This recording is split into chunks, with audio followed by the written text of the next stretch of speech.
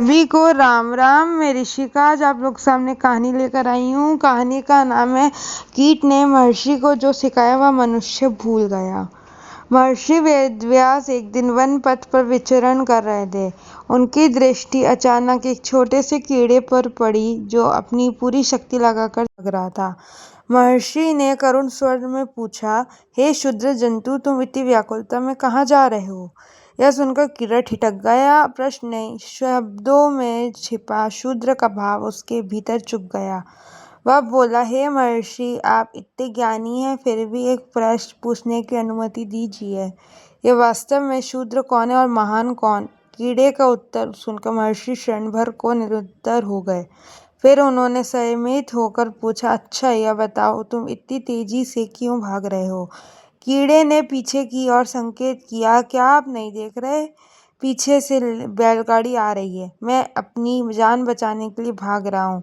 महर्षि चौंक पड़े। उन्होंने कहा, तुम तो कीट जीवन में हो, यदि मर भी गए तो अगले जन्म में शायद इससे श्रेष्ठ शरीर पाओगे।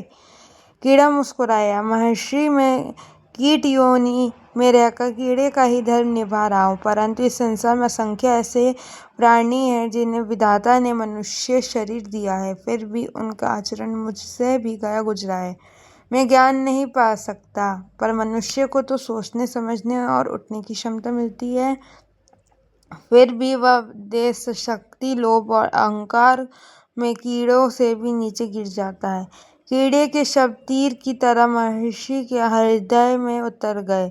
वे गहरे चिंतन में डूब गए। उन्होंने महसूस किया, जो मनुष्य होकर भी ज्ञान से विमुख है, कर्तव्य से पलायन करता है और केवल भोग में उलझा है, वह वास्तव में शूद्र है, चाहे इसका शरीर कितना भी महान क्यों ना हो। करुणा से भरकर महर्षि बोले, नन्हे जीव आओ, मैं तुम्हें इस बैलगाड़ी में सुरक्षित दूर पहुंचा देता हूँ। कीड़ा हाथ जोड़कर बोला, मुनिवर, पराश्रित और श्रम रहित जीवन विकास के द्वार बंद कर देता है। मुझे अपने पुरुषार्थ से ही बचने दीजिए। यह सुनते ही महर्षि वेदव्यास को ज्ञान का नया प्रकाश प्राप्त हुआ। उन्होंने जाना, महानता शरीर से नहीं आचरण से आती है। जो प्राप्त है वही पर्याप्त मान लेने वाला और जिसका मन संतुष्ट है वही वास्तव में समस्त का स्वामी है। जय जय श्री राम। जय हिंद। सदैव प्रसन्न रहिए। जो प्राप्त है वही पर्याप्त है। धन्यवाद। जय हो, सदा विजय हो।